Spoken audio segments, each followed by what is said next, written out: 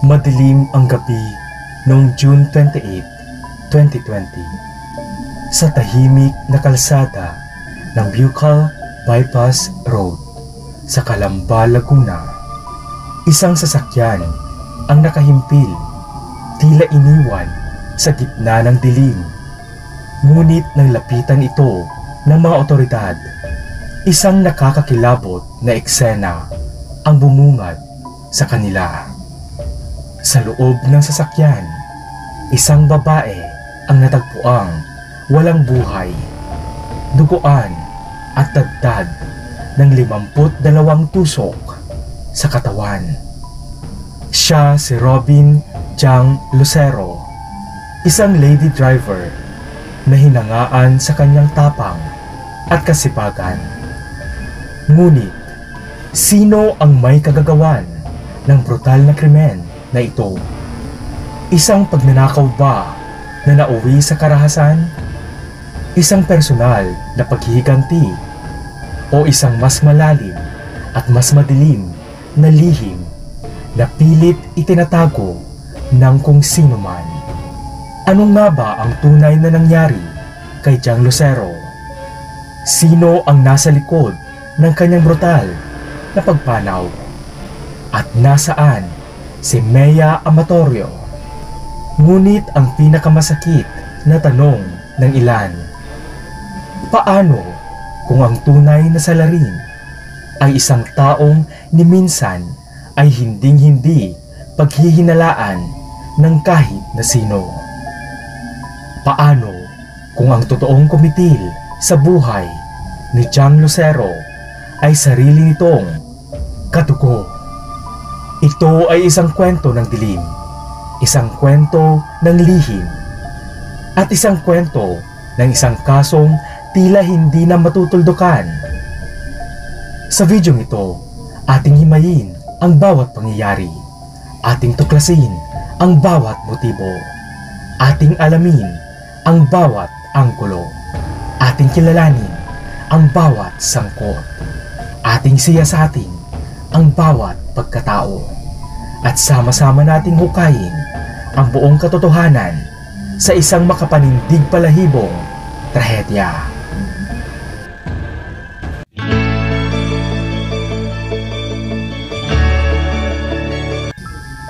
Si Robin Jang Lucero ay isinilang noong February 14, 1986 sa Oslob, Cebu at lumaki sa Pasay City. Bilang pangunahing hanap buhay sa edad ng 34, siya ay kilala bilang isang masipag na babaeng driver na nag-aalok ng transportasyon gamit ang sariling sasakyan sa Calamba, Laguna at sa iba't ibang lungsod sa loob ng Kalakhang, Maynila. Ayon sa kanyang ina, nagsimula siyang magmaneho upang suportahan ang kanyang pamilya at matugunan ang kanilang pang-araw-araw na pangangailangan. Sa kabilang banda naman, si Robin Jang Lucero at si Mea Amatorio ay nagkaroon ng isang relasyon na puno ng pagmamahal at pagsubok. Si Jang, isang masipag na lady driver mula sa Calamba, Laguna, ay nakilala si Mea na isa namang tubong Bay, Laguna. Bilang magkasintahan, madalas na magkasama sina Jang at Mea sa iba't ibang aktibidad. Ibinahagi nila ang kanilang mga karanasan sa social media na nagpapakita ng kanilang pagmamahalan at suporta sa isa't isa. Samantala, June 15, 2020, nang mag-post si Jang sa kanyang social media account kung saan ay nag-aalok siya sa mga biyahero patungong Laguna na sumakay na sa kanya upang maiwasan ang curfew. Noon namang June 28, 2020, nagpaalam si Jang sa kanyang kasintahan na si Mea na siya ay maghahatid ng 3 pasahero na nag-book sa kanyang service mula Calamba, Laguna patungong Hill Puyat Avenue sa Makati. Subalit, wala silang kamalay-malay na sa araw na iyon pala ay isang kahindik-hindik na trahedya ang nakatakdang mangyari. Ayon sa mga ulat, Ilang oras bago ang insidente, huling nakita si Jiang na naghahatid ng mga pasahero mula sa Hilpuyat Avenue, Makati, pabalik naman ng Calamba, Laguna. Ngunit makalipas ang ilang oras ay hindi na makontak si Jiang. Kaya naman, labis na nag-alala ang kasintahan nitong si Mea at agad na humingi ng tulong sa mga otoridad. Subalit, sa hindi inaasahan, kalaunan ay natagpuan si Jiang Lucero ng gabing iyon na wala ng buhay sa loob ng kanyang sasakyan sa bypass road sa Calamba, Laguna na may 52 tusok sa iba't ibang bahagi ng kanyang katawan. May mga kuha ng CCTV na nagpapakita ng mga huling galaw ni Jiang bago ang insidente. Ang mga footage na ito ay naging mahalaga sa pagtukoy ng mga posibleng suspect at sa pag-reconstruct ng mga pangyayari bago ang krimen. May mga saksi na nagbahagi ng impormasyon tungkol sa mga taong huling nakasama ni Jiang. Ang kanilang mga pahayag ay nakatulong sa pagbuo ng mga posibleng motibo at sa pagtukoy ng mga suspect. Ayon sa mga ulat, nakita sa CCTV footage si Jiang na may kasamang 2 lalaki at 1 babae bago ang insidente. Isa sa mga suspect ay ang dating kasintahan ni Mea Amatorio na si Ann Sheila Montes Villarmino na naaresto bilang isa sa mga suspect sa pagpaslang kay Jiang matapos makilala sa CCTV footage at base sa testimonya ng mga saksi.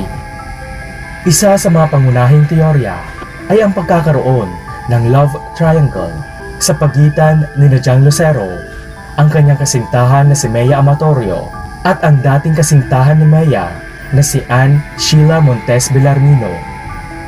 Ayon sa mga ulat, maaring nagkaroon ng selos o alitan na nauwi sa pagpaslang kay Jiang. Isa pang anggulo na tinitignan ay ang posibilidad na may mga taong may personal na galit o nais makiganti kay Jiang dahil sa mga hindi pa natutukoy na dahilan. Maaaring may mga insidente sa nakaraan na nagdulot ng sama ng loob sa ibang tao laban kay Jiang. Ayon sa mga ulat, may 6 na suspect na inimbestigahan kaugnay ng kaso. Isa sa kanila ay naaresto noong July 7, 2020. Ngunit ang iba pang mga suspect ay nananatiling malaya. Subalit sa kabila ng hindi pa natatapos na kaso ni Jiang Lucero, ay isa pang panibagong krimen ang sumunod na nangyari na may kaugnayan din sa kaso.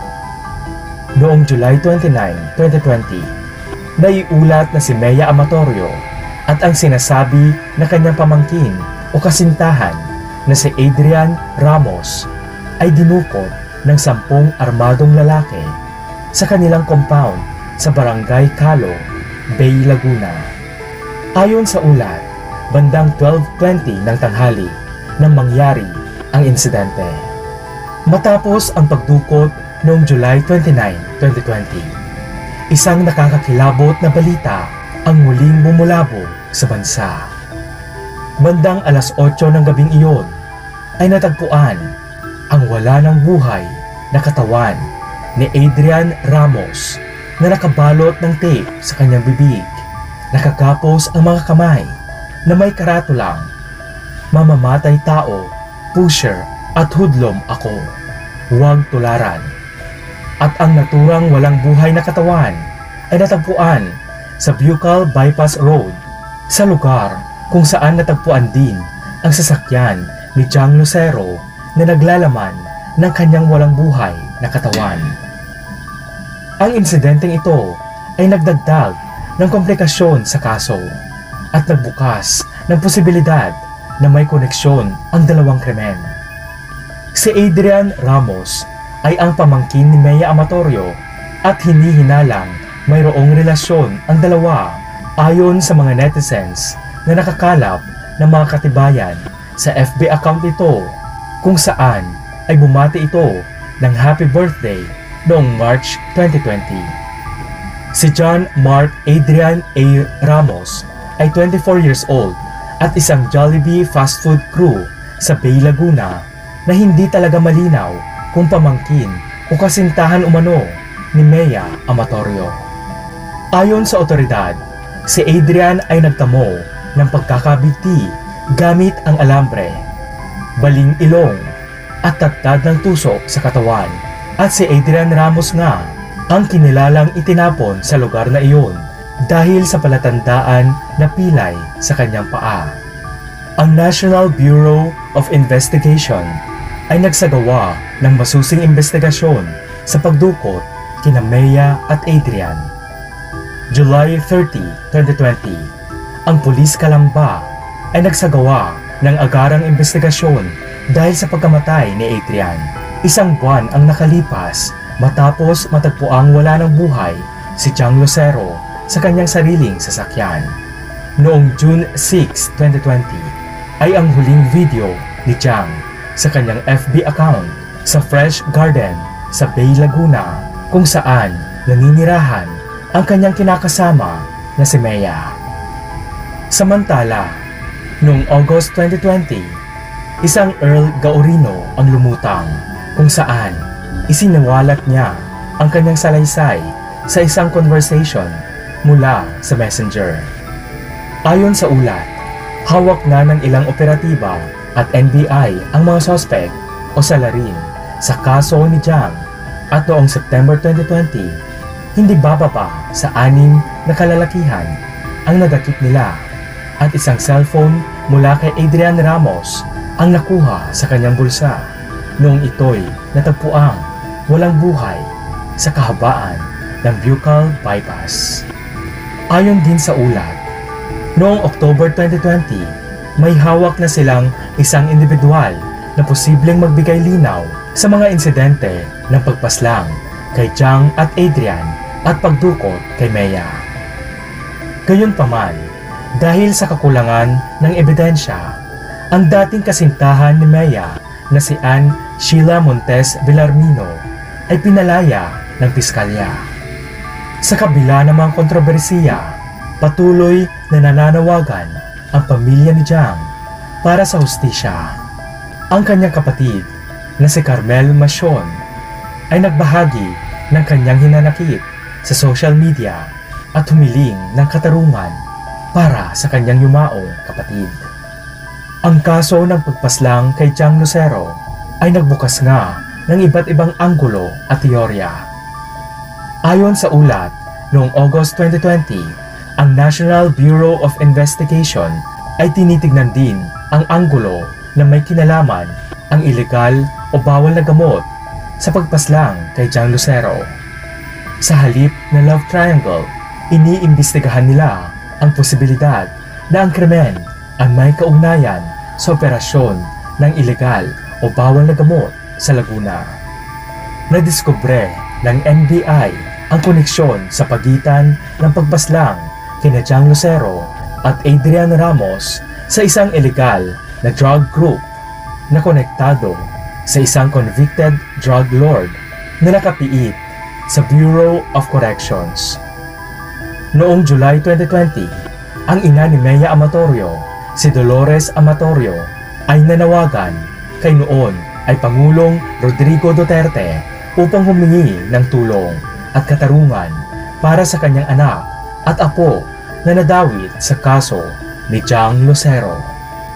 Dahil sa panawagan ng pamilya at sa bigat ng kaso, inatasan ni dating Pangulong Duterte ang NBI na magsagawa ng masusing investigasyon upang matukoy ang mga responsable sa pagpaslang kay Chang Lucero at sa pagdukot kina Mea Amatorio at Adrian Ramos. Sa kasagsagan ng investigasyon, sa malagim na pagpaslang kay Robin Chang Lucero, lumitaw ang isang teorya na posibleng siya ay nagsilbing state witness laban sa isang sindikatong may kaugnayan sa pamilya ng kanyang kasintahan, si Mea Amatorio. Ayon sa teoryang ito, si Jiang ay maaring nagkaroon ng kaalaman o ebidensya laban sa isang sindikato na sangkot sa ilegal na gawain at siya ay nagpasya o napilitang makipagtulungan sa mga otoridad bilang state witness. Dahil dito, maaring siya ay naging target ng sindikato upang patahimikin at pigilan ang anumang impormasyon na maaring makasira sa kanilang operasyon. Ayon sa mga ulat, ang kasintahan ni Jiang na si Mea Amatorio ay personal na kilala ang mga posibleng suspect sa krimen. Ito ay nagbukas ng posibilidad na ang krimen ay may mas malalim na ugat na konektado sa mga taong malapit kay Mea. Matapos ang pagpaslang kay Jiang, si Mea at ang kanyang pamangkin na si Adrian Ramos ay dinukot ng mga armadong lalaki. Ang ganitong pangyayari ay maaaring indikasyon ng pagtatangkang patahimikin ang mga posibleng testigo o mga taong may alam sa operasyon ng sindikato. Sa patuloy na investigasyon sa brutal na pagpaslang kay Jiang Lucero, isa pang teorya ang lumitaw. Isa sa mga pinakakontrobersyal ay ang posibilidad na hindi isang sindikato, hindi isang love triangle, kundi isang taong malapit mismo sa kanya, isang kadugo ang may kinalaman sa kanyang pagkamatay. Isang teorya nga ay maaring may isang malapit kay Jiang na hindi sumasang-ayon sa kanyang relasyon kay Mea Amatorio. Maaring hindi ito matanggap ng ilan sa kanyang pamilya at nauwi sa isang marahas na desisyon upang siya ay ilayo sa taong iyon. Ang pagiging tahimik na pamilya ni Jiang ay isa sa nagpalakas sa teoryang ito. Sa mga panayam matapos ang krimen, napansin ng ilan na may ilang miyembro ng pamilya ni Jiang na tila iwas sa pagbibigay ng pahayag. Hindi rin sila masyadong aktibo sa paghahanap ng katarungan kumpara sa ibang kaso kung saan ang pamilya ay agresibo sa paghahanap ng hustisya. Isa pa sa nagpapalakas ng teoryang ito ay ang mabilis na paglibing kay Jiang. May mga haka-haka na tila minadali ang proseso ng kanyang libing na maaaring indikasyon na may nais pagtakpan o gusto nilang mabilis na isara ang kaso. May mga nagsasabi din na may ilang miyembro ng pamilya ni Jiang na may malapit na koneksyon sa ilan sa mga pinaghihinalaang sangkot sa kaso. Ito ay nagdulot ng espekulasyon na maaaring tinutulungan nilang ilihis ang investigasyon. Bagaman walang matibay na ebidensya upang patunayan ang teoryang ito, hindi maikakaila na sa maraming kaso ng krimen, ang mga suspect ay hindi palaging estranghero. Minsan, ang tunay na salarin ay nasa loob mismo ng pamilya. Ang taong hindi mo aakalain na magtataksil sa iyo. Kung totoo man ito, isa itong masakit na katotohanan. Isang trahedya na hindi lang tungkol sa isang buhay na nawala, kundi tungkol sa pagtitiwala na nawasak. Isang misteryo na maaring hindi na tuluyang malutas. Sa kabila ng iba't ibang mga teorya, ang mga ito ay nagbibigay ng posibleng paliwanag sa motibo sa likod ng pagpaslang kay Jiang Lucero. Mahalagang tandaan na ang mga ito ay nananatiling haka-haka at walang sapat na ebidensya upang patunayan na nakakubling katotohanan. Patuloy ang investigasyon ng mga otoridad upang matukoy ang tunay na motibo at ang mga responsable sa krimen. Ang pamilya ni Jiang ay patuloy na umaasa na makakamit ang katarungan para sa kanilang mahal sa buhay. Lumipas ang mga taon, ngunit nananatiling misteryo ang tunay na dahilan ng brutal na pagpaslang kay Jiang Lucero. Maraming teorya, maraming haka-haka, ngunit isa lang ang malinaw.